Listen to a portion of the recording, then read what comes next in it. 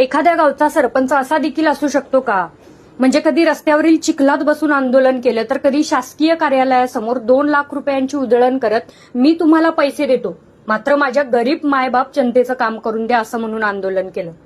एकीकडे आपला पुरुषार्थ बाजूला ठेवला तर दुसरीकडे साडी नेसून आंदोलन केलं. इतकंच नाही, चांगल्या घरातून येत असताना सुद्धा भिकाऱ्याचं रूप घेऊन भीक मागून गावाच्या कल्याणासाठी आंदोलन केलं.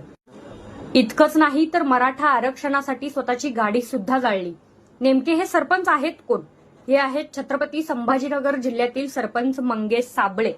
खरं तर असा सरपंच प्रत्येक गावाला मिळायला हवा, कारण ज्या गावामध्ये 70 वर्षापासून नळाचं कनेक्शनही नव्हतं, त्या गावात कधी कुठला अधिकारी फिरकलाही नव्हता. या एका माणसाच्या एका आंदोलनामुळे आज या गावात प्रत्येक सोयी आणि सुविधा येत आहेत.